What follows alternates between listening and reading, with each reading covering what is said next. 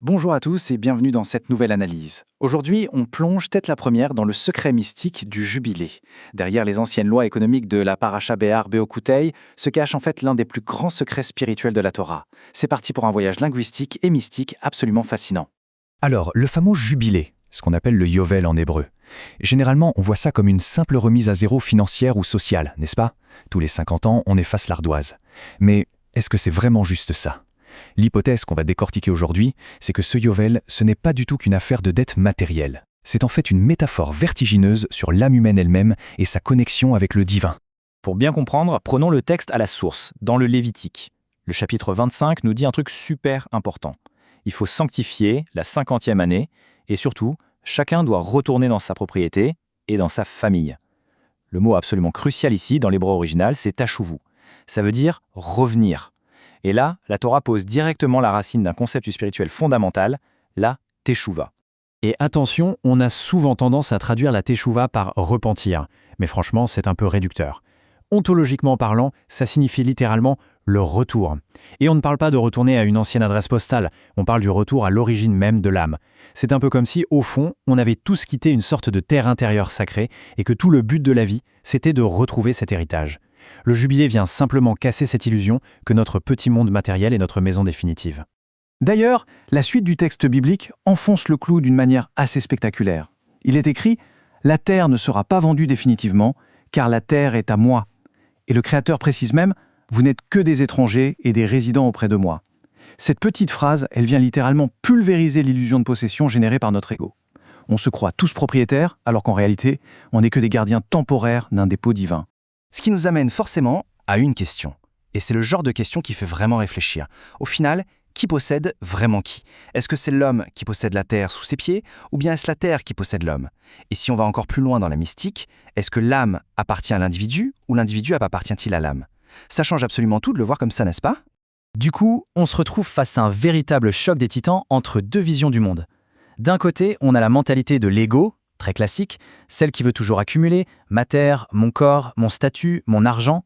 Et de l'autre, on a la mentalité du jubilé qui vient tout balayer.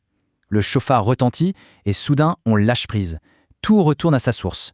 C'est le rappel ultime qu'on ne fait que traverser l'existence et qu'aucune identité sociale n'est définitive. Alors, pour vraiment saisir comment ça marche, regardons la linguistique. C'est toujours là que se cachent les meilleures clés. Le mot utilisé dans le texte pour dire propriété, c'est arusa. Et là, c'est fascinant. Sa valeur numérique, sa gematria, c'est 21. Or, 21, c'est exactement la valeur du nom divin, Ehyeh, qui veut dire « je serai » ou « je suis », le nom révélé au buisson ardent. Ce nom est lié à Keter, la couronne divine. Donc la vraie propriété, ce n'est pas un bout de terrain, c'est en fait la structure de l'âme et son point d'attache direct avec la source divine. Et c'est là que la magie de l'hébreu opère. Les mêmes lettres qui forment Areusa, la propriété, l'emprise, peuvent se lire tout à fait autrement si on change juste la vocalisation. Ça devient Erézé, ce qui veut dire « je verrai » ou « je contemplerai ». C'est fou quand on y pense. L'acte hyper matérialiste de s'agripper à quelque chose se transforme d'un seul coup en une vision prophétique, en pure contemplation spirituelle. En fait, dès qu'on lâche cette obsession de posséder, la terre arrête d'être un simple bien immobilier. Elle devient un vrai miroir prophétique, une fenêtre vers le divin. Pendant le jubilé, le voile se lève pour l'agriculteur. Il devient un visionnaire, un être spirituel qui contemple la présence à travers les cycles de la nature, en réalisant soudain que rien n'avait jamais été vraiment à lui. Notre monde moderne nous pousse sans arrêt à contrôler et à conserver pour soi-disant créer de l'abondance. Mais la Torah, par un jeu d'anagrammes incroyable, nous dit tout l'inverse. Le mot Ayuvel, le jubilé, le grand reset, est composé exactement des mêmes lettres que le mot Yevula, qui veut dire la récolte, la croissance et l'abondance. Ça nous prouve que la vraie récolte spirituelle, la croissance véritable, elle n'arrive que quand on lâche totalement prise et qu'on retourne à la source. Et d'ailleurs, quand le texte biblique dit que chacun retournera dans sa famille, les mystiques nous éclairent. On ne parle pas d'arbre généalogique ici, mais de famille d'âmes. La Kabbale nous enseigne que l'âme a plusieurs niveaux de conscience. Nefesh, Ruach, Neshama, Aya et Yedida. Le jubilé, c'est donc la réintégration cosmique de l'âme. C'est son ascension graduelle à travers ses fréquences pour retrouver sa véritable origine. C'est exactement ça l'essence de la teshuva. Revenir, ça veut dire retourner vers le He, la lettre qui symbolise la Séphira Bina dans l'arbre de vie. C'est le retour à la conscience pure et dure. Parce que, soyons honnêtes, quand on enlève les couches de l'ego, le statut social, le rôle du quotidien, qu'est-ce qu'il reste? Il reste ce que les traditions orientales appellent le témoin silencieux. Cette conscience nue qui observe, tout simplement, sans chercher à s'approprier quoi que ce soit. Il y a un autre fait linguistique qui vient vraiment retourner le cerveau. La racine du mot possession signifie tenir ou saisir. En hébreu moderne, on l'utilise même pour parler d'un manoir hanté. C'est fascinant parce qu'au fond, la vraie question, c'est de savoir par quoi notre esprit est possédé. Est-ce qu'on est Azus Dibouk, c'est-à-dire parasité par les peurs et les illusions de l'ego, ou bien Azus Roi HaKodesh, saisi et habité par l'Esprit Saint et la présence divine? Dans tous les cas, l'esprit humain est toujours occupé par quelque chose. Alors forcément, cette dualité soulève une sacrée question introspective. Qu'est-ce qui habite réellement notre terre intérieure? Quand on met de côté nos petites étiquettes du quotidien, quand les rôles sociaux s'effacent complètement lors du jubilé, sur quel champ vibratoire est-on vraiment branché? La réponse est assez sublime.